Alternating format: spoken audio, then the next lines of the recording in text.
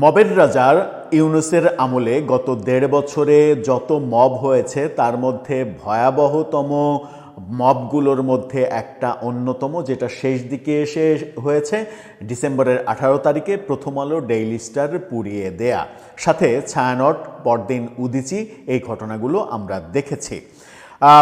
Daily star এবং প্রথম আলোর ইনভেস্টিগেশনে উঠে এসেছে ভয়াবহ তথ্য, এবং সেই তথ্য বলছে যে এই পুরোটাই ছিল একটা সাজানো চিত্রনাট্য, সাজানো স্ক্রিপ্টেই এই কাজটা করা হয়েছে।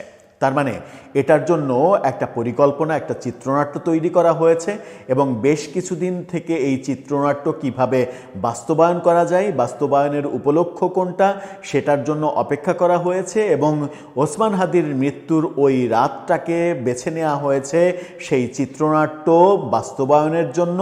এবং এই ইনভেস্টিগেশনে দেখা গেছে যে এই পরিকল্পনার সঙ্গে সামাজিক যোগাযোগ মাধ্যমকে ব্যবহার করার ঘটনা সবথেকে বেশি হয়েছে।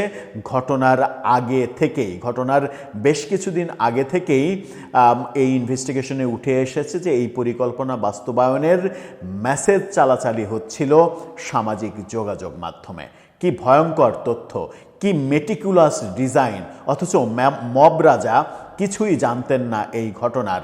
মব রাজা সেই রাতে ঘটনা ঠেকানোর জন্য চেষ্টা করেননি। চলুন একটু জেনে দেখি ডেইলি স্টারের ইনভেস্টিগেশনে কি উঠে আসলো, কোন ভয়াবহ চিত্র আমরা খুঁজে পাচ্ছি।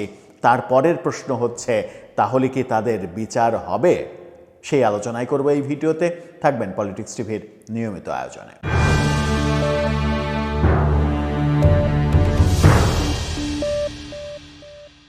দর্শক, বলছিলাম ডেইলি স্টার প্রথম আলোতে হামলা গত বছর ডিসেম্বরের ১৮ তারিখ রাতে যে ঘটনাটা ঘটলো, সেই ঘটনা স্ক্রিপ্টেড ঘটনা।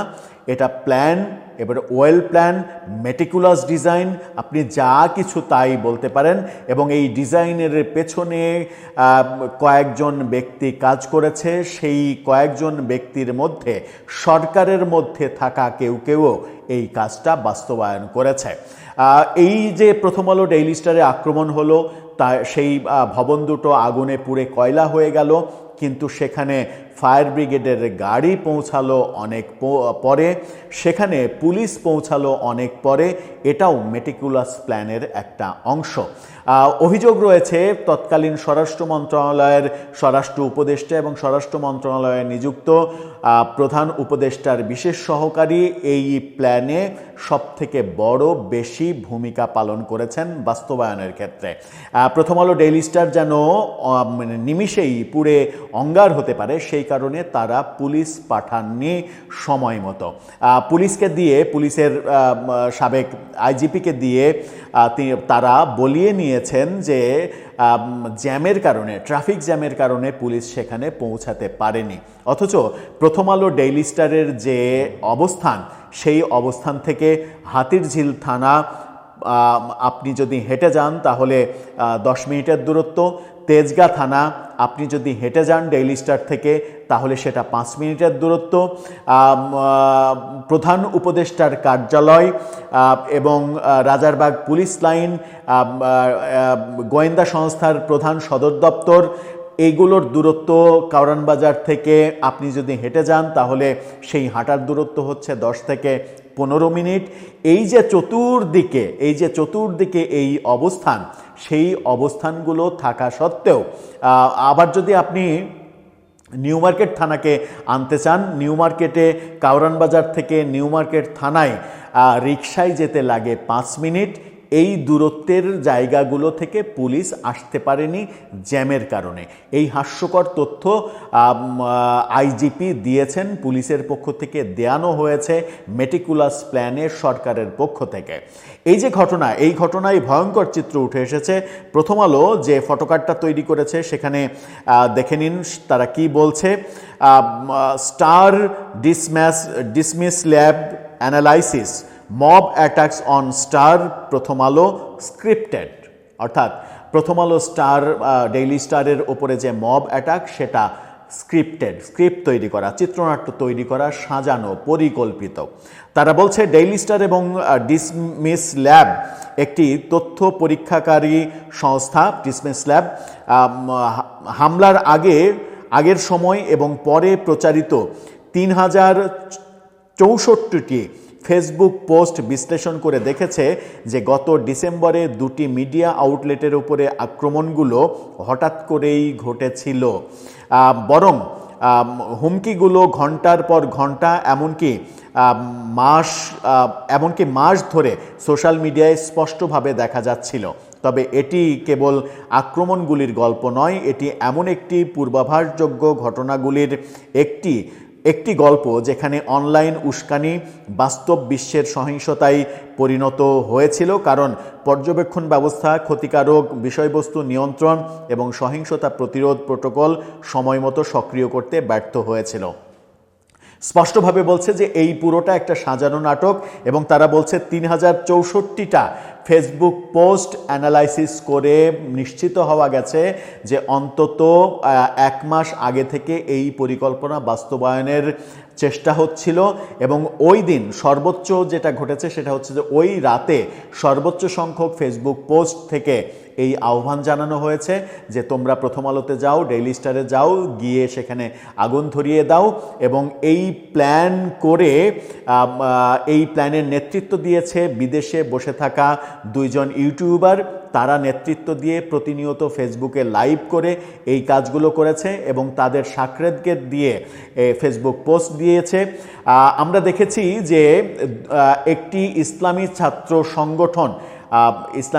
সংগঠনের জাহাঙ্গীরনগর বিশ্ববিদ্যালয় এবং রাজশাহী বিশ্ববিদ্যালয়ের 2 জন শীর্ষ নেতা এই ব্যাপারে স্পষ্ট করে বলে দিয়েছেন যে প্রথম আলো, ডেইলি স্টার এটা হচ্ছে ইন্ডিয়ার রয়ের দালাল, এদেরকে পুড়িয়ে একেবারে ধূলিসাৎ করে দিতে হবে। সাথে ছায়ানট উদীচীর কথাও তারা বলেছেন। এই প্রমাণগুলো আমরা তখনই জানতাম। এবার প্রথম আলো এবং ডিসমিস ল্যাব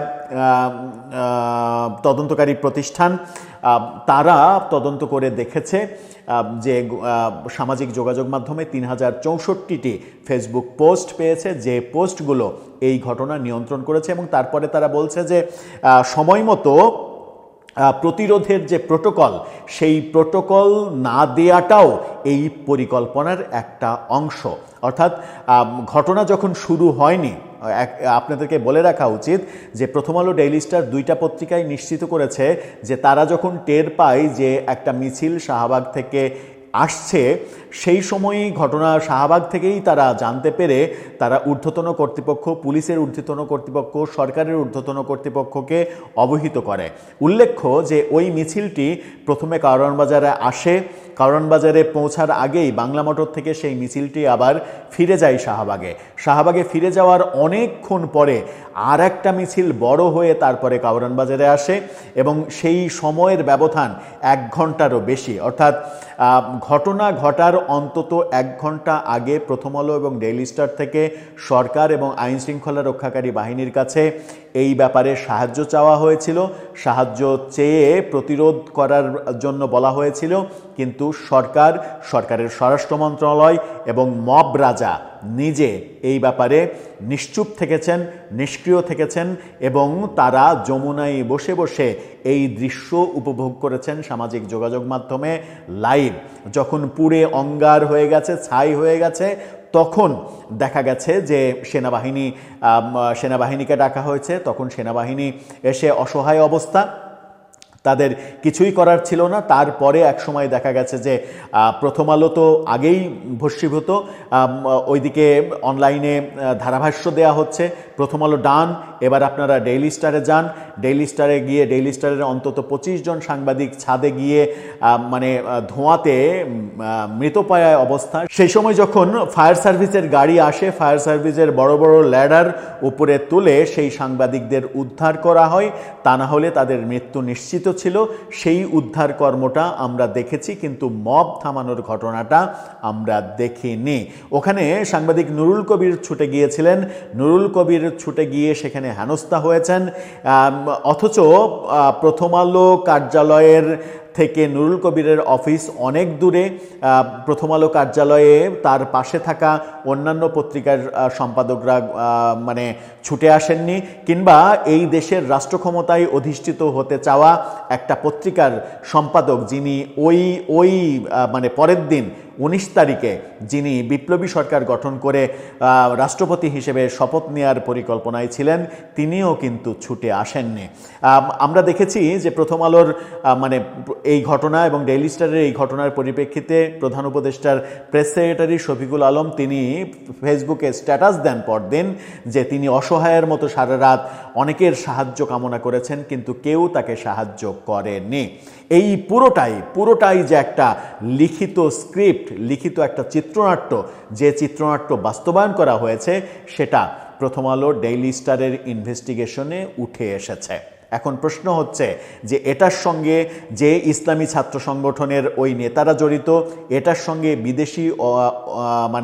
বিদেশে অবস্থানরত যে প্রবাসীরা জড়িত, দেশে অবস্থানরত যে পক্ষ জড়িত, যারা সরাসরি হামলায় অংশ নিয়েছে, যারা ওসমান হাদির নাম করে এই কাজটা করেছে, মিছিল করে এসে সেই সংগঠনগুলো কারা, ব্যক্তিগুলো কারা, এর পেছনে ইন্ধনদাতা কারা, স্বরাষ্ট্র উপদেষ্টা কিংবা স্বরাষ্ট্র মন্ত্রণালয়ের প্রধান উপদেষ্টার বিশেষ সহকারী, তারা এই মেটিকুলাস প্ল্যানটা বাস্তবায়ন করেছে কিনা, এই তদন্তগুলো করে প্রথম আলো নিজ উদ্যোগে এগুলো বের করে একটা ডিটেল রিপোর্ট প্রকাশ করার পরে বর্তমান সরকার কি সেই ব্যাপারে শাস্তিমূলক ব্যবস্থা নেবে? প্রশ্নটা অনেক বড় প্রশ্ন। আমরা চাই এই প্রশ্নটার সমাধান হোক, যেন বাংলাদেশের ইতিহাসে আর কেউ কখনো কোনো পত্রিকা, অফিস কিংবা গণমাধ্যম এভাবে পুড়িয়ে দেওয়ার ঔদ্ধত্য প্রকাশ করতে না পারে। দর্শক, আপনার মন্তব্য জানিয়ে এই ব্যাপারে লিখতে পারেন আমাদের কমেন্ট বক্সে।